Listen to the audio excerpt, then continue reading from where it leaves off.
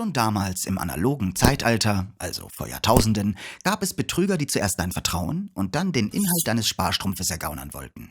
Sie gaben sich unter anderem als hilfsbedürftige Enkel oder in Not geratene Freunde von Freunden aus. Doch die meisten Menschen haben gar keine Enkel oder würden einfach niemals einem Fremden Geld geben.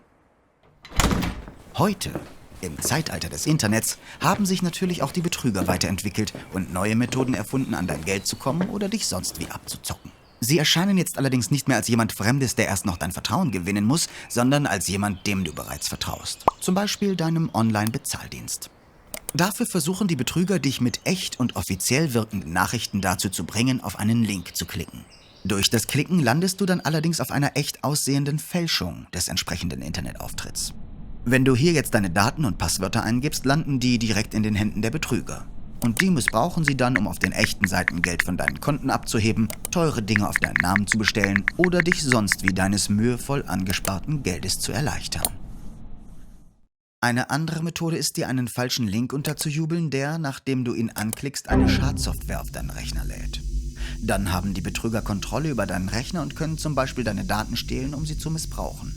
Oder wichtige Dateien auf deinem Rechner verschlüsseln und ein Lösegeld für das Passwort fordern. Mit diesen Methoden lassen sich ohne viel Aufwand mehrere tausend Menschen gleichzeitig angreifen, von überall auf der Welt. Online-Betrug kann heute also wirklich jeden treffen, auch dich. Die betrügerischen Links können überall lauern. In einer gefälschten E-Mail, in einem Posting in einem sozialen Netzwerk oder auf einer Webseite, die du besuchst. Es ist also wichtig, dass du erkennen kannst, ob ein Link wirklich vertrauenswürdig ist, bevor du ihn anklickst. Dazu musst du nur deinen Mauszeiger über den Link halten und kurz warten. Jetzt siehst du, entweder in einem Infofeld, was auftaucht, oder etwas weiter unten in der Statuszeile, die eigentliche Adresse, zu der dich dieser Link führen wird. Falls hier etwas Verdächtiges steht, wie etwa megahost.ru, solltest du diesen Link auf keinen Fall anklicken. Denn es ist sehr unwahrscheinlich, dass dein alteingesessener Paketdienst neuerdings unter megahost.ru und nicht mehr unter seiner ursprünglichen Adresse zu erreichen ist. Aber oft ist es nicht so einfach, die Adressen der Betrüger von denen der echten Anbieter zu unterscheiden. Es gibt aber 2 Tipps, mit denen du den meisten Betrugsversuchen entgehen kannst. Tipp 1. Achte auf den versteckten Wer-Bereich. Immer häufiger machen sich Betrüger die Länge und Komplexität echter Adressen zunutze und, dass wir sie von links nach rechts lesen und meist nur auf den Anfang achten.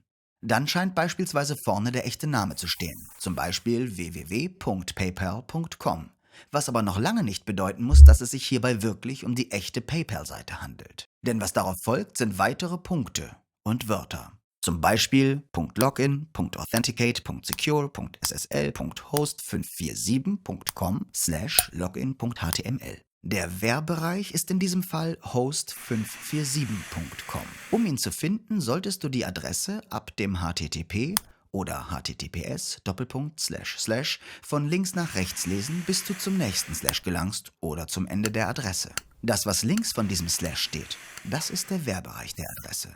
Der Wer-Bereich ist der einzige Bereich der Adresse, der dir verrät, wer sich wirklich dahinter verbirgt. Denn vor den Wer-Bereich kann man so viele Wörter und Punkte setzen, wie man möchte.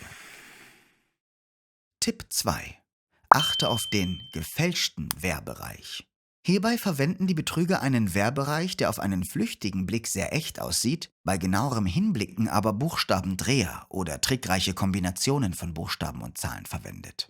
Aus Amazon.de wird zum Beispiel Arnazon.de mit RN statt M. Aus Sparkasse Düsseldorf.de wird Sparkasse Düsselklorf.de oder aus Paketservice.de wird Paketservice.de. Also immer genau hinschauen und am besten Zeichen für Zeichen lesen. Außer diesen Tricks gibt es natürlich noch weitere.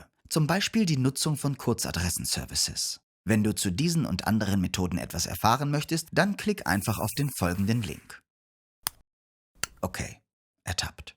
Sehr gut aufgepasst. Das hier ist natürlich der richtige Link.